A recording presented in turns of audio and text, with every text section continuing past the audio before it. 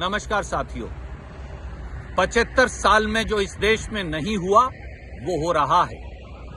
देश की संसद में मोदी सरकार द्वारा संविधान को बुलडोजर से कुचला जा रहा है, संसदीय परंपराओं को रोंदा जा रहा है, प्रजातंत्र और विपक्ष की बोलने की आवाज को दबाया जा रहा है। देश के इतिहास में पहली बार 75 वर्षों में 141 सांसदों को मोदी सरकार ने प्रस्ताव लाकर निष्कासित कर दिया। पहली बार 75 वर्ष में विपक्ष मुक्त संसद बना दी गई है, वो लोकसभा हो या राज्यसभा हो। क्या देश का संविधान बच पाएगा? क्या देश का प्रजातंत्र बच पाएगा? क्या देश में संसदीय परंपराएं बच पाएंगी?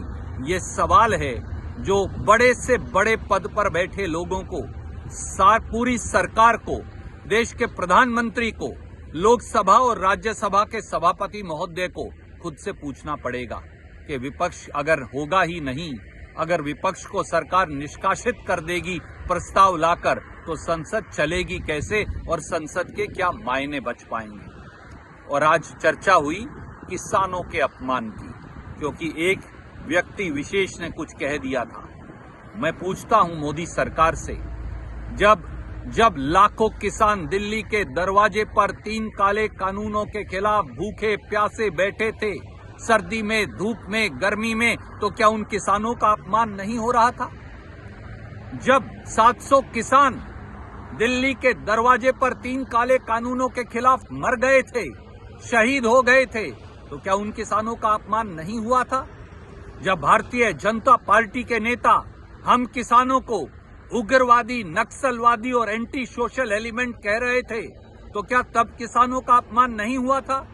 जब किसानों की पहलवान बेटियां जो भारत के तिरंगे को ऊपर करती हैं, जो मेडल लेकर आती हैं देश के लिए, जब भारतीय जनता पार्टी की सरकार देश की संसद के बाहर दिल्ली पुलिस से उन्हें घिसटवाकर पिटवा रही थी, तो तब किसानों और उनकी बेटियों का अपमान क्या नहीं हुआ था? जब देश की सेना में सेवा करने वाले किसान के बेटे, हमारे जवान 1 रैंक 1 पेंशन मांग रहे थे और 14 अगस्त की शाम को उन्हें संसद के बाहर दिल्ली पुलिस द्वारा घिसटवाया गया था, तो तब किसानों का अपमान नहीं हुआ था? पद पर बैठे हुए हर व्यक्ति को ये सोचना पड़ेगा कि गरिमा का मापदंड क्या है। कोई कितने भी बड़े पद पर बैठा हो, वो प्रधानमंत्री हो, वो गृह मंत्री हो, वो राज्यसभा के उपसभापति हों, वो लोकसभा के स्पीकर हों, या वो देश के राष्ट्रपति भी हों, उनकी जात और धर्म नहीं होती, उनका कर्तव्य का बोध होता है। और कर्तव्य का बोध है संविधान की रक्षा करना, कर्तव्य का बोध है संसदीय परिपाटी और गरिमा की रक्षा करना। जब किसान को भारतीय जनता पार्टी की नीतियां मारती हैं, तो आवाज उठाना देश के हर नागरिक का कर्तव्य है।